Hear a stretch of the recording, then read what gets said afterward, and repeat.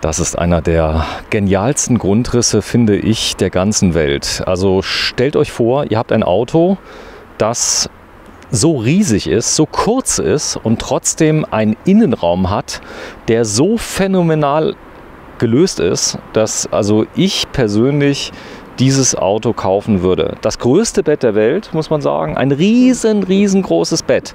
Ein riesen Innenraum. Eine richtige Bank mit drin, also wie du das kennst. Ein ganz modernes Design. Eine riesen Küche. Ein riesen Bad. Und das alles mal gerade auf, ich gucke mal gerade, wie viele Meter der hat. Der hat eine Länge von 7 Metern. So. Und das ist der P696D Sensation mit Solar, allem Pipapup und das Besondere 2021er natürlich mit Automatik, mit wirklich vielen Extras. Aber wenn er so von außen aussieht, Steffi, da muss man wirklich sagen, er sieht aus wie jeder andere auch, ist total Understatement, aber innen hast du einen Teil integrierten. Ich habe noch nie sowas in meinem Leben gesehen. Also ich auch nicht. Erste Mal, dass ich ihn so gesehen habe. Also vom Aufbau ist das komplett anders. Ganz anders. Also eigentlich müsste jeder dieses Fahrzeug kaufen, so ist es. Der, ich sag mal, der Innenraum ist wie in einer richtigen Wohnung. Absolut. Trotzdem hast du ein riesen Bett, also unvorstellbar, wo du also liegen kannst. Es gibt großes Badezimmer. Ein riesen das Badezimmer. Ich auch immer so wichtig. Das ist so, du hast trotzdem noch eine einigermaßen große Heckgarage. Die können wir uns gleich mal angucken, die auch sehr hoch ist.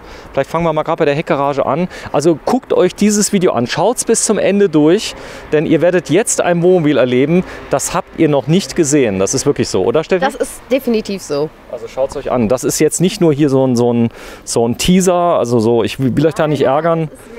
Also, fette Maschine drin, Power steht für 4 PS. Wenn du mal kurz guckst, ich glaube, der hat 160. Schau mal kurz. Die da sind, Steffi, schaut mal. 160 PS, Automatik, 9-Gang, Wandlergetriebe von ZF. Maxi-Fahrwerk, also 4,4 Tonnen. Dann auch das Einladen der Gasflaschen. Nimm mal gerade die Tasche bitte raus, Steffi. Wenn das mal sieht. Also du kannst ebenerdig, gerade mal ein paar Zentimeter brauchst du nur und dann bist du schon im Gaskasten. Komplett ebenerdig. Das ist schon mal richtig gut. Also wer weiß, Stahlflaschen und so weiter wiegen viel und das ist genial gelöst. Eine Do-Control, ich guck mal gerade, ist mit drin, ist eingebaut. Und das ist die Heckgarage. Ich muss mal ganz kurz nach rechts schwenken, dass ihr das habt, denn ihr dürft eine Sache noch nicht sehen. Und hier kriege ich mit, naja, sagen wir mal so 1,5, aber ich denke, man kriegt sogar 2 E-Bikes rein. Eins von der einen Seite, eins von der Seite.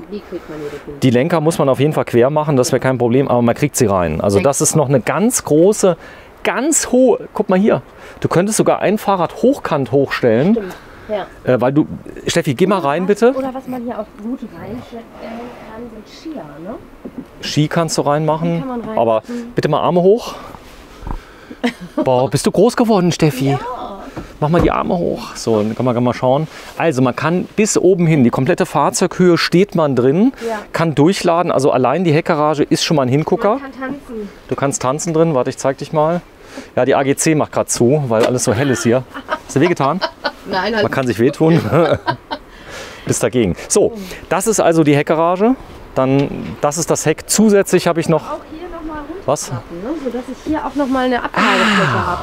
Genau, komm mal raus. Entdeckt, als ich hier drin war. Da ist noch mal ein Zwischenbrett. Das kannst du einfach runterklappen. Also wenn du was Hohes hast, kannst du hochladen. Ansonsten kannst du es nutzen. Da kannst du jetzt natürlich keine, ich sag mal, 500 Liter Wasser reinstellen, weil so dick ist das Brett jetzt nicht. Ja, aber ist schon sehr massiv. Da kannst locker hier was einladen. Ja. So, da sind die Matratzen drin, denn man kann, das ist hochinteressant, aus der Sitzgruppe nochmal ein Bett machen. Dann kann man die Sache, die wir noch nicht zeigen wollen, dann, egal, komm, wir zeigen es einfach, bevor wir hier rumspoilern. Das ist das Heck mit Rückfahrkamera, mit dieser neuen. Steffi, warte mal ganz kurz. Ich zeige mal ganz kurz die Lampen. Die sind Full LED hier hinten in einem ganz interessanten Design. So sieht es aus, Rückfahrkamera mit drin, Heckträger nochmal für Fahrräder, zum Beispiel für Kinder. Muss man nicht die teuren E-Bikes reinmachen oder E-Bikes. Akkus rausnehmen schon mal, muss man eh machen, Gefahrengut. Anhängerkupplung ist mit drin. Eine Original Alco ist mit drin. Und Ja, das ist die andere Seite. Die ist jetzt nicht ganz so hoch und hat eine besondere Form. Man kann schon ungefähr raten, was hier ist. Außendusche mit drin. Für die Hunde. Beleuchtung. Die man dann vielleicht mal abspritzen möchte. Ich guck mal, ob das hier angeht. Ja, Ja. geht hier an. Hier geht's an. Gut, ist hell genug. Also ich bräuchte es nicht. Dann hier natürlich Zooösen ohne Ende am Boden drin. Hier hast du dann so 2 Fächer. Also wirklich sehr, sehr zweckmäßig die Garage. Sie ist nicht riesig, stelle ich mal gerade davor, dass man mal die Breite sieht. Gut, die Steffi ist jetzt ein breites Modell. Nein, bist du gar nicht. Aber ist wirklich eine tolle Garage. Also hier ein E-Bike, hinten ein E-Bike würde gehen. Oder Skier oder was weiß ich. So, es ist per se, würde ich mal sagen, ein 2-Personenfahrzeug plus X. Klo zu, habe ich nicht aufgemacht. Also hier ist die... Nö, brauchen wir nicht. Das ja schon mal gesehen. Ich würde dann auch intensiver über die Toilette und über die Inhalte reden. Das wenn haben wir das, ja gerade schon mal gemacht, deswegen ich denke, das das willst du nicht, Nein, genau. das möchte ich So, hier vorne nicht. ist Mal über den Inhalt hier des Fahrzeuges reden. Stromanschluss, wenn wir schon gerade dabei sind. Der ist da und dann gehen wir rein. Komm. Ja, Der P696 Sensation wird in Frankreich gebaut bei Pilote. Allein schon das Öffnen der Tür ist ein Traum. Magnet, guck mal hier, wie schön. Endlich mal hat einer nachgedacht. Eine ordentliche Magnetlösung. Mach mal zu. Wenn der Wind kommt, Dann hör. Zack. es hält auch richtig. Also man braucht schon ein bisschen Kraft, um sie zuzumachen dann. Aber so soll es ja auch sein. Die soll ja nicht bei jedem Wind... Geht ganz leicht, aber man merkt schon, dass der Magnet wirklich gut hält. Der hält, alles so Kleinigkeiten. Markise ist dran. Außenbeleuchtung hier ist über der Kühlschranköffnung. Hier ist uns die Wasserbefüllung, habe ich eben schon kurz gezeigt. So, jetzt gehen wir rein. Ja, ich weiß gar nicht. Ich muss mal ganz langsam hier mal zeigen. Also das ist, wenn ich hier reinfilme, allein schon das hier, das ist ja wohl der Hammer. Du hast also einen richtigen Innenraum, kannst tanzen im Innenraum. Wirklich, ich kann hier in diesem ganzen Mobil überall tanzen. Du hast Platz. Wenn du gerade auf die andere Seite gehst, dass man mal sieht, also nur mal fürs Finish hier. Das ist, ich bin hier reingegangen, jetzt ohne Witz. Ja. Das erste, was ich gesucht habe, war das Bett. Weil ich gedacht, Echt? irgendwo muss das Bett ja sein. Du hast es gesehen, mein aber fachliches Auge hat es direkt gesehen. es war so, in den anderen Betten war es ja vorne. Ja, genau. Und, aber das zeigen wir gleich. Wir wollen es noch nicht auflösen. Dann diese geniale Küche. Guck mal, eine riesen Küche mit drin in einem Wohnmobil. Ganz offen. Hier, guck mal. Es ist richtig viel Platz. Es ist wirklich... Phänomenal. Ja, ich mache das mal hier zu, damit wir es gleich aufmachen können. Das ist so. Also du hast eine irre große Küche, sogar mit richtigen Backofen drin. Ja, den habe Schau mal ich hier. gerade direkt entdeckt. Du kannst also Kuchen backen, kannst Brot backen, Brötchen aufbacken, Pizza machen. Wahnsinn. Also Auflaufform mit dabei, also von Tedford. Duplex heißt das Modell. Dann der professionelle große Herd von Tedford, der Gasherd. Schick sieht der aus. Richtig schick. Ist übrigens in der Luxusklasse genau der verbaut, eigentlich mit 3 Flammen, aber der baugleiche ansonsten, professionell. Und dann große Spüle, kannst auch einen großen Pizzateller reinmachen, funktioniert. Kann man ordentlich spülen. Nicht jetzt die Hälfte raus. Dunstabzugshaube mit Ausgang nach außen, das ist toll, obwohl ja das Fenster direkt darunter ist. Also das will man ja haben wie zu Hause, dann hast du wirklich irre viel Platz. Also wenn du mal schaust, also es macht richtig Spaß hier, dann allein hier zu sitzen, dir zuzuschauen oder du schaust mir zu, wie wir irgendwas zubereiten würden. Der Fernseher ist hier auf der Seite, dass wir das mal sehen. Der ist, glaube ich, liegt noch im Kofferraum. Dann hast du einen zentralen Hauptschalter, was ich immer toll finde. Du gehst raus und das komplette Fahrzeug ist stromlos. Du hast hier dieses ID-Switch mit dabei. Da siehst du also die Füllstände, Solaranzeige und so weiter. Das ist komplett zu sehen. Wenn du gerade die Tür zumachst, Steffi, dann wird Jetzt uns ein bisschen wärmer. ja, nicht wirklich, aber Guck mal, das ist aber schön. Ich habe hier ein Fenster und wir haben alles im Blick.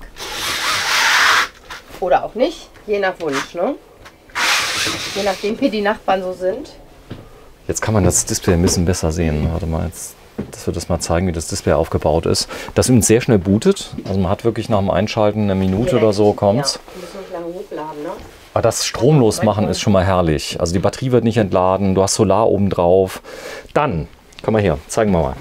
Du hast auf der linken Seite den Kühlschrank, der eine Integration hat wie zu Hause von der Küche her.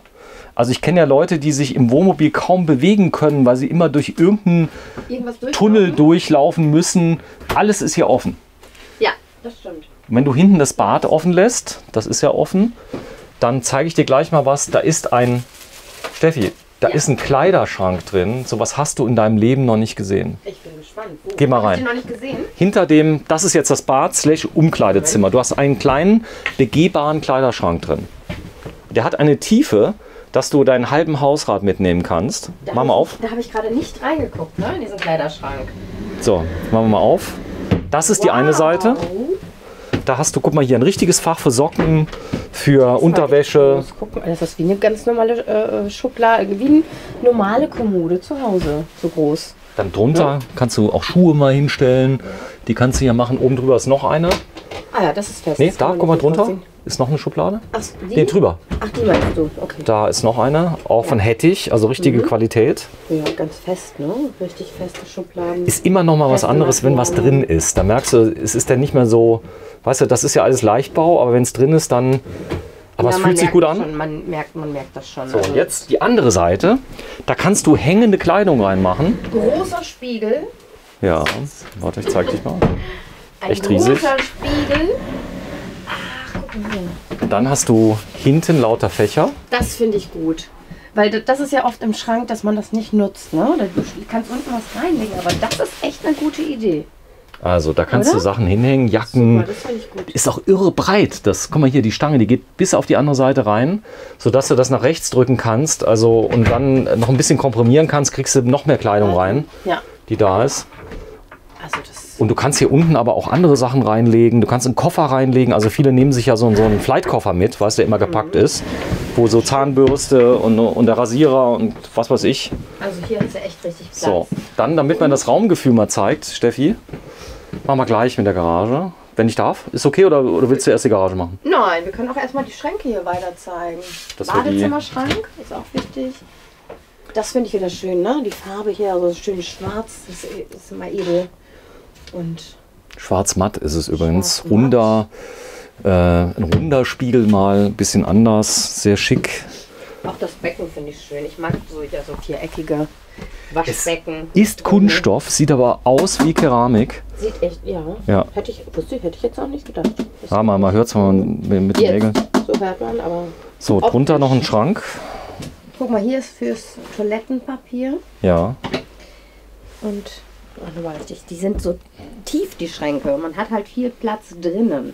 Also warum Ja. wir hier so überschwänglich berichten. Also ich sag mal, muss man wirklich sagen, ich habe so einen Grundriss, so einen ähnlichen haben wir jetzt gesehen, gerade Also Ich habe gestern. noch nie gesehen. Ja. Gestern mit dem Hubert vorne, weißt du noch, aber das war doch was ganz anderes. ja, aber Hier habe ich doch ein kompaktes Fahrzeug, 7 Meter. Warte, ich gehe mal einen Schritt zurück, dass man das mal sieht. Du hast ein irre Bad. Guck mal. Ich setze mich mal aufs Klöchen, so nebenbei. So, dann geht man rein. Warte, ich zeige euch das mal. Und dann geht es immer noch nach rechts. Hier, guck mal hier. Hast du immer noch eine Dusche, die so groß ist. Geh mal bitte rein, Steffi. Ich setze mich mal gerade aufs Klo. Normalerweise, du hast in den Bädern immer, ist es ein bisschen enger. Ne? Aber hier hast du einfach ein großes, offenes Bad. Und es ist auch, Das ist total irre. die Dusche ist total groß. Eine Wand, die mit dabei ist, die du also wirklich dann die Dusche auch wirklich benutzen kannst. Du musst nichts umbauen, die ist immer da. Kannst du zumachen. Und einmal bitte drehen um die eigene Achse. Bitte. Geht. Also du hast richtig viel Platz. Und wenn ich mal schaue, Ich könnte mich nicht entscheiden, ne? Also ich könnte mich nicht entscheiden, welches Wohnmobil. Wir haben ja gerade mit dem Bruder gesprochen. Also ich habe gerade ihn noch gefragt und er sagt, ich kann mich gar nicht entscheiden, was für ein Wohnmobil ich nehmen soll. Und das, mit dem Bruder? Welchen mit dem Bruder? Bruder von dem Walter. von dem Walter, genau, mit dem wir gerade gesprochen haben. Die Leute wissen aber jetzt nicht, was du meinst. Ach so, Also, stimmt. wir haben 2 Polen gefilmt. Wir haben gerade zwei. Nee, die aus Polen kommende Deutsche gefilmt, Genau, die also genau, schon seit genau. 40 Jahren hier sind. Der eine fährt zum Pilote. Das war jetzt deine Aufgabe, das zu integrieren. Ja, ich bin ja selbst halb Amerikaner, der mit ostpreußischen Großmutter, also Nein, überhaupt Ein- die Figur zu 2 integrieren. Europäer. So, dann haben wir das. Den Bruder zu integrieren, genau. Und er sagte, ich kann mich gar nicht, weil ich gefragt habe, hast du dich denn schon entschieden? Und er sagte, nee, noch nicht. Ich kann mich irgendwie nicht entscheiden. Und da habe ich gedacht, ja, so wird es mir auch gehen. Also ich wüsste nicht, für welches Fahrzeug ich mich entscheiden soll. Aber das macht man auch nach Gefühl, oder? Oder wie Mach mal die Arme hoch, Steffi. Wie war das bei dir, als du dich für ein Wohnmobil entschieden hast? Oder mit deiner Frau? Habt ihr euch... Nee, ich habe selber entschieden, weil meine Frau ist gar nicht die Mega-Camperin und ich muss ja da einige, ich glaube, ich bin deutlich 50 Tage plus, also im Wohnmobil, ja. Aber hast du dann nach Gefühl dich entschieden oder hast du gesagt, oder hast du wirklich so eine Liste gehabt und gesagt, ich möchte das haben? Nee, es war so, ich hatte vorher ein Wohnmobil, das war zu klein, hatte zu wenig Schränke, ich brauche viele Schränke, ich brauche viel Power, viel Energie.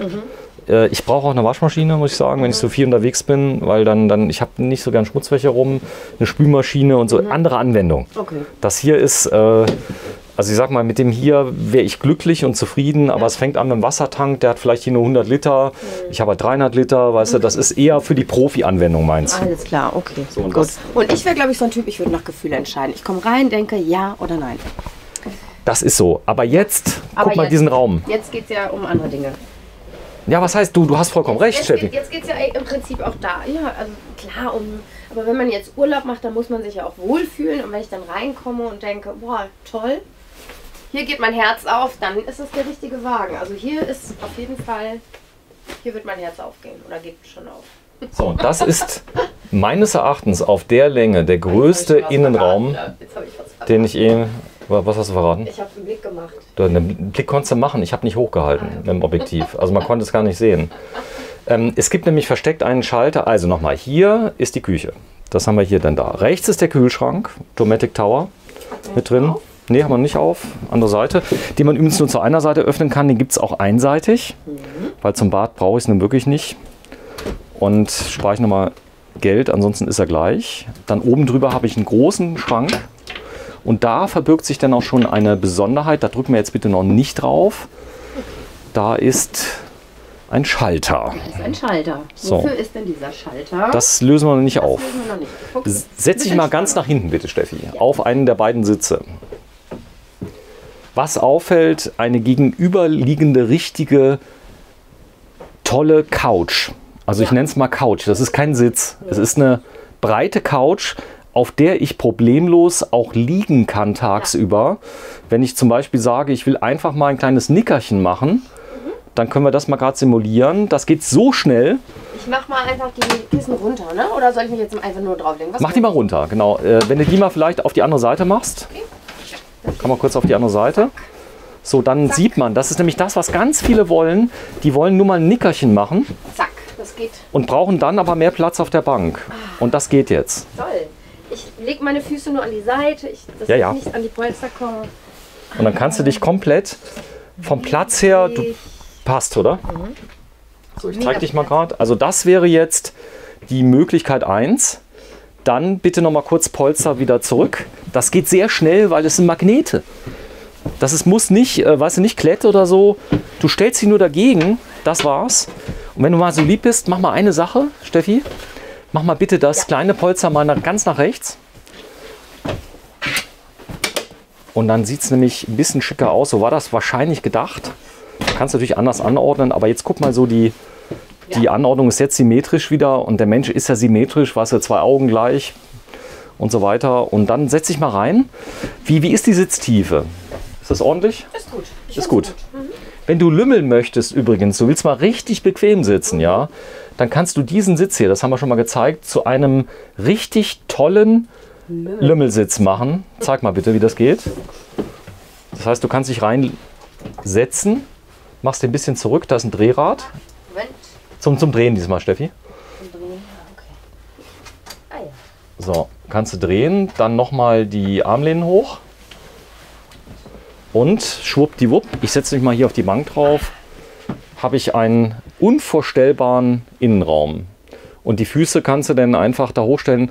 Du musst die Schuhe jetzt mal ausziehen, bitte. Weil wir gehen gleich mal auf das Besondere, was wir nicht erwähnen möchten. Ich hatte keine Schlüpfschuhe irgendwie gedacht, aber die sind ganz zack. So, und jetzt machst du dir mal richtig gemütlich bitte in dem Auto, dass man mal sieht, wie du es gerne hättest. Und dazu gehört natürlich auch die Beine abzulegen. Herrlich. Ich sag's ja, also das wäre jetzt angekommen am Urlaubsort. Die anderen bauen noch 2 Stunden auf Und du hast es aber schon geschafft, dir es gemütlich zu machen. Draußen ist das Meer schon am Rauschen. Der nette Franzose von nebenan in seinem mediterranen Restaurant hat bereits eine Dorade aufgelegt mit Knoblauch oben drüber, ein bisschen Zitrone drüber geträufelt.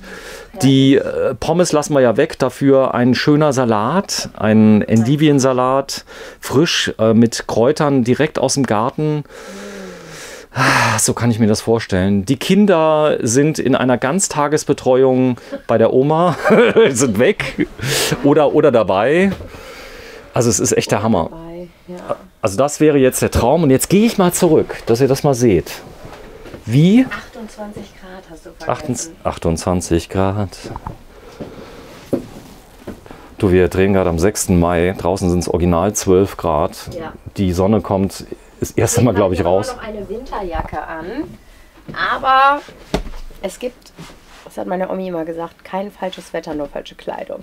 So, geh mal bitte auf den Fahrersitz, dass wir das mal sehen. Hier natürlich ganz kurz Cockpit für alle, die es sehen wollen. Natürlich die Neungang-Automatik, großes Navi mit drin, ID Media. Dann ja, Ducato 160 PS. Und auch hier, wenn du den Sitz ein kleines bisschen zurück machst vorne mit dem Bügel, dann kannst du den etwas mehr drehen und kannst jetzt die Beine ganz bequem ablegen. Und du kannst zweimal richtig dich ganz bequem in den Stuhl fallen lassen. Hammer. Und dann, wenn die Gäste kommen... Die Stühle sind auch mega bequem. Also die sind wirklich richtig schön weich. Also ein riesen Innenraum. Ich habe das Gefühl, dass das jetzt hier irgendwie so ein Auto- oder so ein Fahrersitz ist. Also es könnte wirklich auch ein Sessel sein. Trotzdem aber stramm. Also ist jetzt nicht so, du fällst jetzt nicht so ein Downbett. Nee. Also wirklich angenehm. Ich mag's, also ich finde es schön, wenn es ein bisschen härter ist. Dann kommst du auch besser wieder hoch. Aber nee, es ist schön, angenehm, weich. So, jetzt, Gemütlich. ich zeige mal gerade was. Da hinten ist der Spiegel. Wir haben 1,83 Meter plus Schuhe. Also ich bin ungefähr so 1,85 Meter, 86 im Moment. Wenn ich gerade bin, ich mache mich mal ganz gerade, würde ich mal sagen, die Stehhöhe im Moment hier ist 1,90 Meter. Und wir lassen mal die Katze aus dem Sack. Das hier ist tatsächlich ein Hubbett. Und das ist, glaube ich, das größte Hubbett, was ich gesehen habe, ohne Erweiterung, muss man sagen. Gestern hatten wir noch ein größeres. Aber das ist ein hammergroßes Riesenhubbett. Ja. Und jetzt kommt's. Bitte, die Uhr läuft. Wie viel? Nee, stopp. Du musst erst einmal kurz, weißt du noch, die... Aber jetzt haben wir einmal vorgeübt, Steffi. So, und dann... 3 Sekunden. Ja, jetzt kommt noch was Besonderes. Stopp, warte. Wir machen es jetzt mal einmal ganz richtig. Ja, ist doch nicht so schlimm, können wir ja gleich machen. Mach mal gerade den Tisch ein bisschen runter. Das muss irgendwie gehen, da muss unten drunter irgendwie so ein Knopf sein, dass du den mal noch ein bisschen runterfahren kannst, ein ganz kleines bisschen, weil ich will mal zeigen, es gibt was ganz Besonderes hierbei.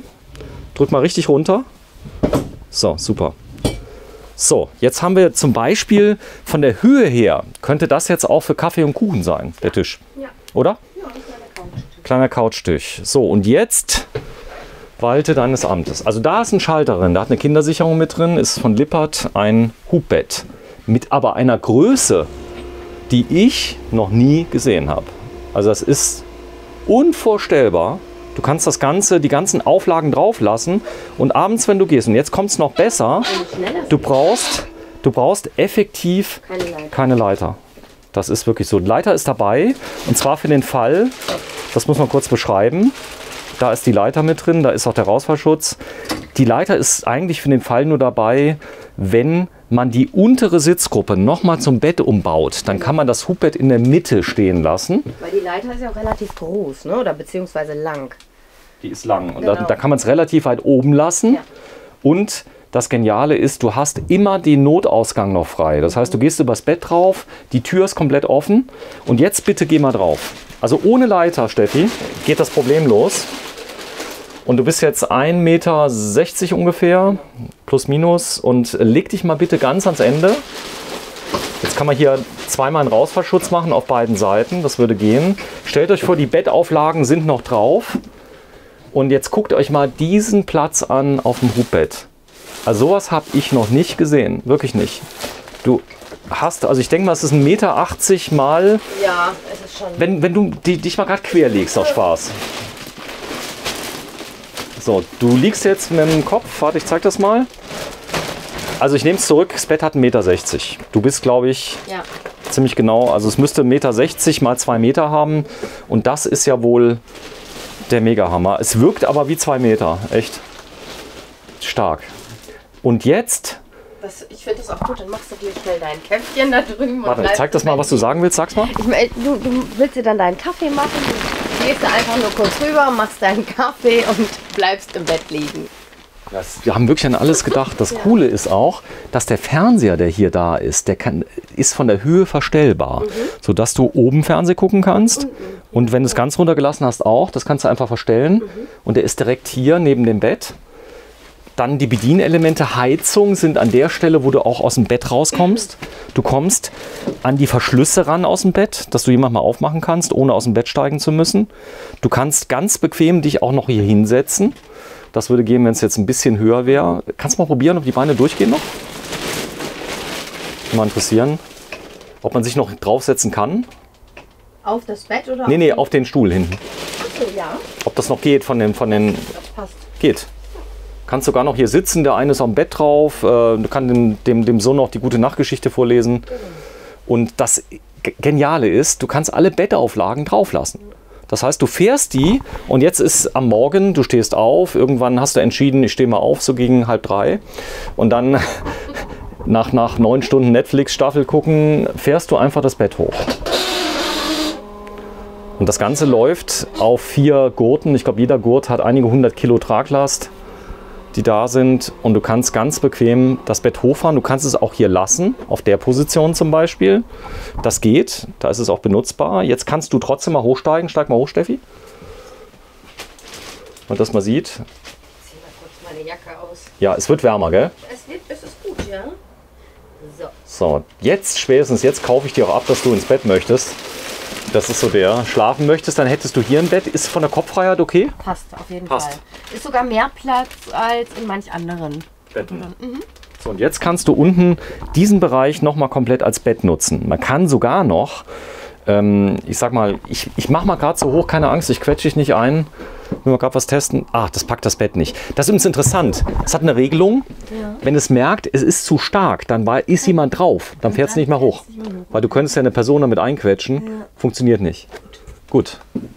Ich hätte es gemacht, aber muss sagen, ich wusste gar nicht, dass es so schwer. Was wiegen wir heute? 40? Heute? Nee, komm, ist gut. Sagen wir nicht, darüber reden wir nicht. So, Licht hast du dabei. Du hast Leselampen dabei. Die kannst du auch ausschalten. Hier irgendwo ist der Schalter. Ich gucke gerade hier nicht. Ne, hier. Guck mal hier. Du hast hier. Ja. Da ist der Schalter. So, dann. Also ich denke, wir haben es gezeigt. Einmal Rausfallschutz mal zeigen, dass die Leute mal sehen, wie das funktioniert. Da ist ein richtiges Lattenrost drunter. Ich hole mal gerade den Rausfallschutz hier raus. Der ist hier. Weil die Steffi hat ja immer so einen unruhigen Schlaf. Ja. Ich wühle nachts immer so rum. Warte mal gerade, kurz hier drauf, einmal Klick, von der Seite habe ich drin. Jetzt kann man das Ganze natürlich noch anziehen, also noch in der Höhe verändern, das müsst ihr euch einfach mal vorstellen. Oder wenn der Akito hier oben ist. Wenn der Akito oben ist, dann ist er da, also da kann man so einfach jetzt nicht mehr runterfallen. Was aber ziemlich genial ist, das ist natürlich das, ich sag mal das war jetzt hier, komm mal runter, irgendwas stört. Kurz mal schauen. Der Rausfallschutz. Ja, das ist. Wenn du gerade noch mal runter gehst, fahr ich es noch mal hoch. Das haben wir an alles gedacht. So, dann machen wir den mal los. Was ich ziemlich genial finde, ist die Möglichkeit, das Bett so weit runter zu fahren, dass du barrierefrei einfach einsteigen kannst. Und das ist allein schon ein Plus, was ich so wirklich noch nie gesehen habe. Ja, jetzt sind die Polster ja noch da. Ich glaube, man bekäme es sogar noch weiter runter, wenn man die Polster jetzt hier wegnehmen würde. Aber ich finde das ganz praktisch, weil die haben ja dann hier ihren Platz, die da sind. Und wir könnten ja mal aus Spaß, weißt du was, wir legen die mal auf den Boden, die Polster. Ich will mal gerade sehen, wie weit wir runterkommen, Steffi. Das wollen wir mal ganz kurz, wenn wir hochfahren, die Polster runterfahren, weil ich vermute, dass du gar nicht hochklettern musst, sondern dass du einfach mit deinem Poppes ganz normal einsteigen kannst, wie in einem normalen Bett. So, einfach unten auf dem Boden liegen. Also nicht am Boden, sondern Dort, wo der Tisch ist, einfach daneben. Weißt du, was ich meine? Hier, da, wo du gerade stehst, genau. Einfach mal da rein, dass die Leute sehen, was könnte man mit dem Polster machen nachts. Das ist ja immer so eine Sache, wo mache ich die hin? So, die könntest du einfach dahin machen. So, und dann komme ich mal rüber. So, jetzt ist aber das eine, glaube ich, das ist noch zu hoch. Guck mal hinten, das große. Das ist noch zu hoch. Wenn du das in die Mitte machst, dass es ein bisschen tiefer kommt. Zack, komm, das nehmen wir mal mit hier rüber. So, und dann einfach hier in die Lücke reinlegen, ein bisschen Tetris. Guck mal, da ist eine kleine Lücke noch frei. Siehst du es? Ja. So, das könnte jetzt die Lösung sein. Okay. Ja, ist alles live hier. Der Tisch ist ein bisschen hochgekommen. Tisch nochmal runter. So, der klickt auch richtig rein, richtig? So. Es kann sein, dass da eine Verriegelung ist, Steffi. Ja. Spielt aber keine Rolle, weil das Hubbett fahren wir jetzt mal runter. So, das klären wir gleich mit dem Tisch, weil das zeigen wir auch gleich mal, wie man diesen Tisch umbauen kann. Ich lass runter. Ja. Du kannst ruhig lassen, einfach mal. Jetzt bin ich mal gespannt, wie tief wir reinkommen. Mach mal gerade den Rausfallschutz noch mal rein, bitte. Dass wir den weg haben. Crank. Ist genau das passiert, was ich dachte. Jetzt hast du wirklich eine Einstiegshöhe, die ist original wie ein normales Bett, was so ein, weißt du, so ein, Zu Hause ist so hoch. so ein Boxspringbett zum Beispiel. Genau, ich habe ein Boxspringbett und habe auf den Matratzen noch eine richtig große Matratze drauf und mein Bett ist genauso groß. So, jetzt steig mal bitte ein, dass man mal sieht, du bist eine relativ kleine Person, also bist 1,60 Meter. Du hattest jetzt überhaupt kein Problem, da einzusteigen. Nein. Etwas größere Menschen haben es noch viel einfacher. Die können dann aber, wenn du es gerade mal ganz langsam nochmal machst, dass man mal sieht. So, das ist jetzt die Tiefe. So, du stehst jetzt mit Zehenspitzen, geh nochmal runter. Jetzt geh mal ganz langsam drauf. Genau. Und jetzt ist ganz einfach, oder? Ganz einfach. Ganz einfach. Wirklich ganz einfach. So, und jetzt bin ich ganz unten, brauche keine Angst haben mit rausfallen und Co. Ich gehe mal gerade ein Stück zurück, dass man das mal sieht. Ist das genial. Du kannst dann alle Bettauflagen mit hochfahren. Das geht. Und wir fahren es nochmal hoch, dass man mal den Umbau sieht. In wie vielen Sekunden? Bitte mal hochfahren, Steffi. Geht in ungefähr, sagen wir mal, gefühlten 20, 30 Sekunden ist das da.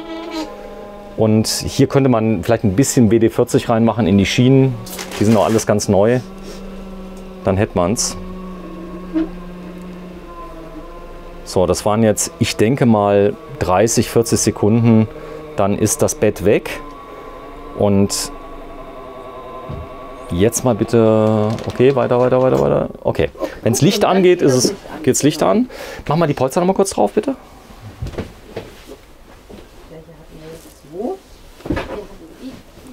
Viele Menschen fragen mich, ist der Umbau praktikabel? Weil wenn es nicht schön ist, macht es keiner, weißt du das? Dann hast du keine Lust, das jeden Tag zu machen, wenn es nicht einfach geht. Aber das geht jetzt zack, zack. Das geht zack, zack. Und wir sind in dem Auto keine Profis. Also wir haben das Zum ersten Mal hier. zum ersten Mal hier. Wir haben das jetzt nicht stundenlang geübt. Das mit den Magneten ist natürlich klasse. Und Ne, es war schon richtig. Einmal reindrücken, geht. So, setz dich mal dahin. zack, zack. Das ist jetzt die Sitzposition Face to Face. Und jetzt gibt es was zu essen. Mach mal den Tisch bitte hoch. Das ist meine Mütze. Einmal Klick. Dann kann ich hier, jetzt mal gucken, das kann man erweitern. Das ist übrigens, wenn der Tisch unten ist, guck mal kurz hier, Steffi. Ja. Da kannst du hier ein Bein noch rausfahren, als Verstärkung. Nee, das ist für das Bett. Wenn du jetzt unten im Bett baust, du hast die Sitzkissen hinten gesehen, da die Polster, Ja. damit kannst du hier zumachen, kannst hier das Bett bauen und da hast du jeweils zwei Füße mit dabei. Da ist noch ein zweiter, das ist alles noch ganz neu, da sieht man es eigentlich ganz gut. Die kann man runterklappen und dann kann man diesen Tisch auch richtig belasten. So, und jetzt klapp einmal bitte um und dann haben wir, nee, von dir aus, einfach hochziehen und langsam kommen lassen. So ist es. Da ist übrigens eine Schutzfolie drauf. Ja. Also, dass man das mal sieht. Ja. Da ist so eine kleine Schutzfolie drauf. Die lassen wir natürlich drauf. Nicht, dass einer sagt, sind ja schon Kratzer drauf. Nein, ist eine Folie. Und diesen Tisch kann man jetzt auch noch schön hin und her schieben, sodass ich es brauche. Und du kannst den, glaube ich, sogar drehen.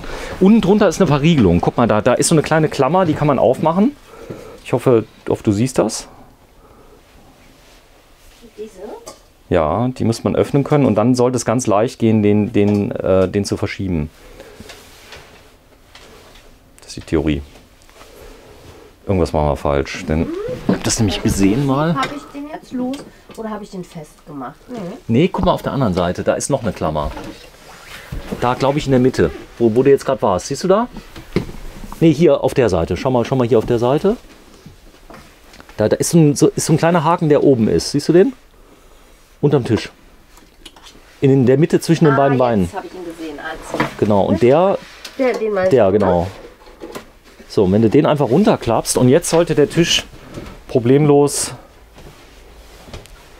verschiebbar sein. Ja, geht auch. Der ist jetzt genau in der Mitte. So, klapp nochmal zu den Tisch, bitte. Und das wäre die Durchgangsbreite. Und das da bitte nochmal einklappen. So, und jetzt stell dich mal bitte vor zwischen das Polster und dem Tisch und dreh dich einmal mit ausgestreckten Armen. So, und das soll mir mal einer nachmachen. Jetzt ohne Witz, das ist nicht normal. Ich setze mich mal gerade auf einen von den Stühlen drauf und dann filme ich mal in den Raum rein, dass man mal sieht, wie groß dieser Raum ist. Das ist so... Der ist wirklich groß. Der ist wirklich groß. Und wir sind gerade mal auf 7 Meter Länge. Du kannst hier wirklich eine kleine Party feiern. Ja, was heißt Party? Du hast, wenn mal Hier ist die schlechtes Tanzfläche. Wetter ist... Nee, klar, aber man kann sich hier auch mal tagsüber drin aufhalten mit einer Familie oder mit seinem Partner, mit dem Kind noch. Also ohne, dass man sich jetzt hier... Du warst bei mir Kaffee trinken gestern, Ja. in meinem. Der ist nicht so groß, ganz ehrlich nicht.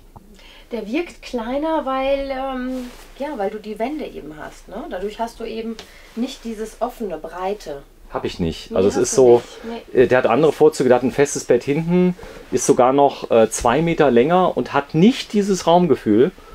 Das ist schon ganz beeindruckend. Maxi-Chassis, also 4,4 Tonnen, hier kann ich richtig zuladen. Das ist dann der Blick hier auf den Beifahrersitz. Hallo? Komm, Steffi, setz dich mal. Wir machen mal ein bisschen Smalltalk, Ja. wie das so ist. Ja. Du bist Schauspielerin? Ich bewege mich mal hier so hin auf die Couch. Ich bin Schauspielerin, genau. Ja. So, wenn du mal gerade so lieb bist, mach mal hinten zu. Gardine? Nee, dunkel. Mach mal dunkel. Ansonsten geht meine automatische Belichtungskontrolle. Dann bist du ganz abgesoffen. So, und jetzt sollte man dich schick sehen können gleich. Und haben wir auch gleich mal gezeigt, man kann zumachen. Zack, zack. Wir hier. drehen ja schon jetzt eine gewisse Zeit die Videos. Ja, ich habe dich ja angesprochen, du bist Schauspielerin, habe ich mit dazu gebucht, so ein bisschen, damit die Leute auch mal sehen können, wie ist die Anwendung. Du kämpfst, hast vorher gar nicht gekämpft. Nein, überhaupt nicht. Bin absoluter Neuling. Kannst du dich begeistern für diese neuen Grundrisse, die jetzt hier rauskommen, mit diesem Megaplatz? Ich kann mich total begeistern. Ich kann mich wirklich, weil du hast ja gar nicht das Gefühl, dass also für mich war Campen, man hat ja eine Vorstellung. Du hörst etwas und dann hat man eine Vorstellung. Ja. Und für mich war Campen eher so klein und eng und das hast du ja hier überhaupt nicht. Und vor allem auch den Komfort. Also du kannst ja genauso leben wie zu Hause. Du musst dich überhaupt nicht mit irgendetwas einschränken. Du hast einen Kühlschrank, du hast einen hier... Kühlschrank, du hast eine Gefriertruhe, du hast einen Backofen, du kannst kochen, waschen, alles. Auch ganz normal duschen, dich fertig machen, also alles nicht wie so, zu Hause. was Leute immer sagen, also gerade dieses riesen Raumbad hinten, was drin ist, wo du dich drehen kannst, wo du, weißt du, dich nicht dauernd gucken musst, bin ich irgendwo gegengekommen, weißt du, wo die Arme passen nicht rein und so. Das geht nur dann übrigens auf der Länge, wenn man ein Hubbett hat. Und von der Größe her muss ich sagen, das ist der Hammer. Stell dich mal kurz hin. Und jetzt sieht man nochmal die Kopffreiheit. Also selbst Leute mit 1,90 Meter, denke ich, passen locker drunter. Darüber wird es dann ein bisschen eng. Da muss man dann leicht den Kopf einziehen. Die Leute, die so groß sind, die kennen das. Ich sag mal, aber 1,90 Meter könnte gerade drunter gehen. Ja. Dann dieser schöne Tisch, der zusammengeklappt dir den Raum gibt, dass du durchlaufen kannst. Trotzdem Kaffee trinken kannst auf dem Tisch. Das ist, also der ist ja nicht eingeschränkt. Und dann, was ich total genial finde, ist diese Funktion, dass du daraus so einen ich sag mal, Beistelltisch machen kannst, indem du einfach runterdrückst. So einen kleinen Couchtisch. Couchtisch. Kannst du daraus machen. Und ein Bett. Man kann hier ein Bett draus machen. Wir zeigen gerade noch, hier sind 2 Sitze versteckt. Wenn du mal gerade da hochhebst, das sind die Gurte. Wir haben also nochmal 2 Gurtplätze, links und rechts. Die Anordnung ist ähnlich. Dazu kannst du Folgendes bitte machen. Nimm mal dieses Polster hinten weg. Komm, wir machen es mal komplett, dass wir das mal sehen. Das Polster auch weg. Das wäre jetzt für den Fall, ich fahre mit mehr als 2 Leuten. Also viele fahren ja nur zu zweit. Das Polster weg, richtig. So. Guck, ich habe schon was gelernt. Dann brauchen wir ein Polster noch, das hoch, korrekt. Zack. Und ein kleines Polster als Rücken. So, und dazu schiebt man das hoch und schwuppdiwupp, in kürzester Zeit habe ich einen zulässigen, am Stahlrahmen befestigten Gurtplatz, der... Und kann auch noch die Beine hochlegen und kann hier sitzen. Das ist auch schön. Du könntest sogar theoretisch jetzt das wieder zumachen, könntest das Polster lassen. Wenn du das mal gerade machst, mach mal zu. Also wenn du jetzt einfach mal angeschnallt sitzen bleiben möchtest, ziehst das runter. Alles übrigens mit Magneten, ne? Dass es wirklich richtig hält. Dass es hält. Machst noch so ein kleines Polster dahin oder so ein braunes, das braune, genau. Denn schon. Komfort muss sein. Da weiß ich aber jetzt nicht, ob das zugelassen ist. Aber ich denke, wenn man angeschnallt ist, ob die Beine unten sein müssen, keine Ahnung. Das Gurtschloss übrigens ist da. Das ist aber im Moment noch da drunter. Ich glaube, das ist hier in diesem kleinen Loch drin. Haben wir jetzt nicht rausgezogen, aber... Ach, das ist aber bequem. So, dann könntest du hier sitzen und dann, ganz ehrlich, dann würde ich mir aber zweimal überlegen, ob ich nicht da hinten sitze und mal schön den Ehemann fahren lasse. Ja? Der soll mal schön die Kiste durch die Landschaft gurken und du kannst aus deinem Panorama-Seitenfenster dann das nächste Wohnmobil sehen. Nee, dann die schönen Berge sehen oder wo fährst du gerne hin? Auch da oben. Ich fahre eher ans Meer gerne. Wobei die Berge, wenn man jetzt durch die Berge fährt, ist das auch wunderschön anzuschauen. Großes. Da durch das Fenster kann ich gucken. Also probiert es aus. Wir sind hier in Mülheim bei RS Reisemobile, einer der ganz großen Pilotepartner in Deutschland. Haben viele Fahrzeuge da. Fahrzeug kostet 75.000, ich gucke mal gerade, ja 75.900. Steht jetzt mal hier, ich sag mal, ihr könnt die Leuten ja Bescheid sagen, ist eine Stange Geld, aber wenn ihr diesen Grundriss seht, ja, und sagt, das ist euer Grundriss, fahrt hier oder egal bei welchem Pilot, aber es ist echt hier groß in Mülheim. Hier sind so viele Wohnmobilhändler, das ist der Hammer. Ich glaube, das ist die größte Wohnmobilstraße Europas. Die Kölner Straße, ja. Die Kölner Straße hier. Ja. Genau, die ist sehr bekannt. Und das ist, könnt ihr herkommen, könnt es testen. Im Moment ist geschlossen, muss ich dazu sagen. Also Inzidenz über 15.000, glaube ich, hier in, 150. 15.000. Nee, und ich glaube, nächste Woche ist schon wieder auf und so weiter. Am besten vorher anrufen, Termin machen, weil also, ne, die sind ja alle hier vor Ort, aber dann so Infos einholen. Ja, vielleicht sind wir es ja demnächst da komplett los, wenn die Herdenimmunität dann gewährleistet ist, dann haben wir das ganze Jahr. Also ich finde allein schon die Tatsache, dass man hier so sitzen kann, auch diesen Umbau jetzt zu den Kanapee, dass wenn die Polster hier weg sind, dass du so viel Platz hast jetzt auch zum Sitzen. Weißt du, was ich meine? Dass du und was ich immer wichtig finde, es geht schnell, ne? Geht zack, zack, ist leicht, unkompliziert. Okay, auf die Plätze, fertig, los. Umbauen. Ja, du wolltest es ja wissen. Nee, weil die Leute echt, die sind genervt, wenn das so kompliziert ist, wenn es nicht geht. Schwuppdiwupp, fertig. Jetzt kannst du dich nochmal hinsetzen. Und face to face, die Leute können es nicht mehr hören, aber ein gegenüberliegendes war der Renner auf dem Caravansalon in Düsseldorf. Alle wollten face to face. Hier ist es umgesetzt par excellence. So, genug des Lobes. Guckt euch das Video an von Walter und Georg. Ein Pilotefahrer. Ihr müsst euch das angucken.